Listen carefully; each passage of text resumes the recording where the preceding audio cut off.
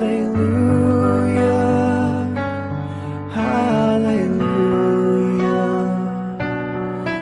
শিকিবলৈ গৈ আছো শুভ বৰ্তাটোৰ বিষয় 25 ডিসেম্বৰত আমি দেখো যে সব মানুহে বৰদিনৰ উদযাপন কৰে মানুহে যিয়ে বিশ্বাস নকৰক কিয় যোনটো ধৰ্মৰে নহওক কিয় সকলোৱে একেলগে গোট খাই পেলে বৰদিনৰ উদযাপন কৰে কিন্তু বহুতবাৰ আমি নাজানো যে বৰদিনৰ আসল মূল্যটো কি হয় যীশু খ্ৰীষ্টৰ জন্মদিন বুলি আমি জানো কিন্তু যীশু খ্ৰীষ্টই জগতখনত কেলে জন্ম লৈছিলে হেতুৰ বিষয়েও আমি নাজানো হেকাৰণে আশিকৰ প্ৰথম ভিডিঅটোত আহক আমি একেলগে শিকো বৰদিনৰ আসল মানেটো আৰু আসল শুভবাৰ্তা কি হয় হেতুৰ বিষয়ে আহক আমি পবিত্ৰ আত্মাৰ যোগেদি কিবা এটা শিকিবলৈ আমাৰ ঈশ্বৰ এজন পবিত্ৰ ঈশ্বৰ হয় আৰু কেতিয়াবা আমি ভাবো যে আমাৰ ঈশ্বৰ বহুত খঙালু হয় আৰু কাৰণ আমি মানুহে পাপ কৰিছো আমি ভাবো যে ঈশ্বৰে আমাক দণ্ড দিবলৈ ৰখি থাকে আমি তেখেতক কোবাত নে কোবাত দিলৱালি দুলহনিয়া লে যায়েংগেৰ অমৃশপুৰীৰ নিচিনাকৈ ভাবো যোন খঙাল দেউতা এজন হয় যোনে নিজৰ পুত্ৰ আৰু পুত্ৰীবোৰক অনবৰতে বিচাৰ কৰিব বিচাৰে বা ইহঁতিক দণ্ড দিবলৈ বিচাৰে কিন্তু বৰদিনৰ দিনাখন আমি গম পাওঁ যে আচলতে ঈশ্বৰৰ হৃদয়খন এজা মৰমীয়া হৃদয় হয় যাৰ ভিতৰত কেৱল অনুগ্ৰহ আৰু প্ৰেম আছে আমাৰ প্ৰতি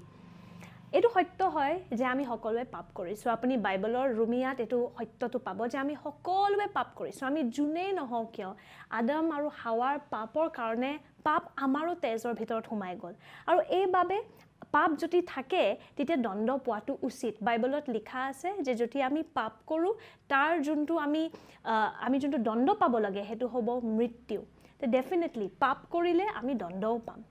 কিন্তু কাৰণ আমাৰ ঈশ্বৰ ইমান মৰমীয়াল তেখেতে আমাক নিজৰ পুত্ৰ আৰু পুত্ৰীক দণ্ডটো দিব নিবিচাৰিলে আৰু এইভাবে তেখেতে নিজে এটা মানুহৰ ৰূপত যীশু খ্ৰীষ্ট নিজে জগতলৈ আহিছিল যাতে আমাৰ গোটেই জগতৰ পাপৰ দণ্ড তেখেতে নিজৰ শৰীৰত ল'ব পাৰে শুভবাৰ্তাটো এয়াই হ'ল যে আমাৰ দেউতা আমাৰ ঈশ্বৰ এজন খঙাল ঈশ্বৰ নহয় তেখেত আচলতে হয় এজন মৰমীয়াল দেউতা মৰমীয়াল পিতৃ যোনে নিজৰ সন্তানসকলক গ্ৰহণ কৰিবলৈ ৰখি আছে তেখেতে আমাৰ উদ্ধাৰ কৰিব বিচাৰে আমাৰ বিনাশ বা আমাৰ বিচাৰ কৰিবলৈ নিবিচাৰে এই সত্যটো আমি সকলোৱে পাওঁ যোহন 3 অধ্যায় 16 পদত য'ত লিখা আছে যে কাৰণ ঈশ্বৰে জগতক ইমান প্ৰেম কৰিলে যে তেখেতে নিজৰ একমাত্ৰ পুত্ৰ যীশু খ্ৰীষ্টক বলিদান দিলে যাতে যোনে তেখেতৰ ওপৰত বিশ্বাস কৰে তেখেতে কেতিয়াও বিনাশ নহয় তেখেতে কেতিয়াও ধ্বংস নহয় কিন্তু তেখেতে অনন্ত জীৱন গ্ৰহণ কৰিব তে আমি যদি অনন্ত জীৱন গ্ৰহণ কৰিবলৈ বিচাৰো নিজৰ পাপৰ পৰা আমি মুক্তি বিচাৰো পাপৰ দণ্ডৰ পৰা আমি মুক্তি বিচাৰো তে আমি একো মহান বা একো ডাঙৰ কাৰ্য আমি কৰিব নালাগে আমি কেৱল যীশু খ্ৰীষ্টৰ ওপৰত নিজৰ বিশ্বাসটো ৰাখিব লাগে এটো কৰিবলৈ আমি নিজৰ নাম হলনি কৰিব নালাগে বা কিবা এটা ডাঙৰ কাৰ্য কৰিব নালাগে কিন্তু বাইবেলত যোনটো লিখা আছে যে যদি আমি কেৱল তেখেতৰ পুত্ৰ যীশুৰ ওপৰত বিশ্বাস কৰো এয়াই হল শুভবাৰ্তাটো যে যদি আমি নিজৰ হৃদয়ৰ পৰা যীশু খ্ৰীষ্টক গ্ৰহণ কৰো বিশ্বাস কৰো যে তেখেতে 2000 বছৰ আগত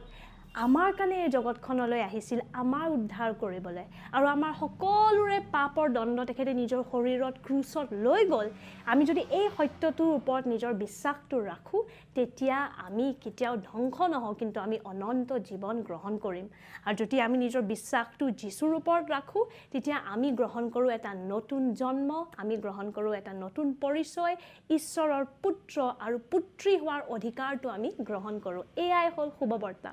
আমি সকলোৱে ভাবি থাকো হয়নে যে আমি কেনেকৈ ঈশ্বৰক সন্তুষ্ট কৰো কেনেকৈ আমি ক্ষমা গ্ৰহণ কৰো শুভবাৰ্তাটো এয়াই হল যে আপুনি একো কষ্ট কৰিবই নালাগে আপুনি কেৱল বিশ্বাস কৰিব লাগে যে যীশু খ্ৰীষ্ট আপোনাৰ কাৰণে জন্ম লৈছিল আপোনাৰ কাৰণে তেখেতে ক্ৰুচত নিজৰ জীৱনৰ বলিদান দিছিল 3 দিন পাছত তেখেতৰ পুনৰ উত্থান হৈছিল আৰু তেখেত বহুত সোনকালে আমাৰ কাৰণে ঘূৰি আহিবলৈও আহি আছে আপুনি যদি এইকেইটা বস্তুৰ ওপৰত বিশ্বাস কৰি লয় আপুনি যদি গ্ৰহণ কৰে এই সত্যটো তেতিয়া বাইবেলৰ মতে আপুনি ঈশ্বৰৰ চকুত তেতিয়া পবিত্ৰ নিখুঁত কাৰণ যীশুৰ তেজে আপোনাক ধুই দিছে আমাক ক্ষমা আমি গ্ৰহণ কৰো যীশুৰ তেজৰ জৰিয়তে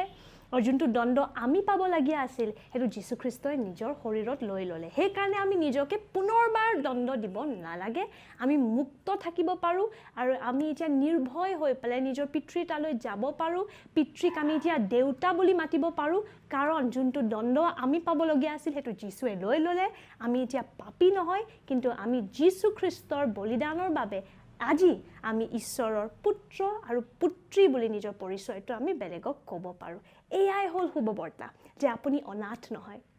আপুনি যদি যীশুক বিশ্বাস কৰে তেতিয়া ঈশ্বৰে আপোনাক নিজৰ সন্তান বুলি গ্ৰহণ কৰিছে যোনটো বিচাৰ যোনটো দণ্ড আপুনি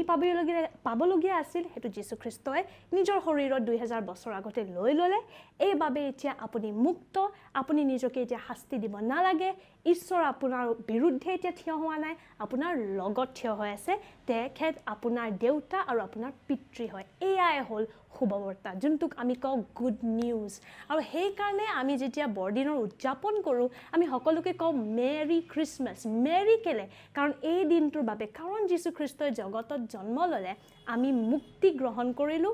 আমি যোনবিলাক পাবলগীয়া আছিল বা যোনটো দণ্ড বা বিচাৰ আমাৰ হ'বলগীয়া আছিল সেইটো যীশুখ্ৰীষ্টই নিজৰ শৰীৰত লৈ ল'লে আৰু যীশুৰ বাবে এতিয়া আমি মুক্ত আৰু আমি নিৰ্ভয় হৈ পেলাই বাকী গোটেই জগতক ক'ব পাৰোঁ যে আমি ঈশ্বৰৰ সন্তান হয় ঈশ্বৰৰ পুত্ৰ হয় আৰু ঈশ্বৰৰ পুত্ৰী হয় এয়াই হ'ল শুভবাৰ্তা সকলোকে জনাওক সকলোৰ লগতে সমভাগ কৰক যে ইহঁত অনাথ নহয় ঈশ্বৰ তেখেতৰ দেউতা তেখেতৰ পিতৃ হয়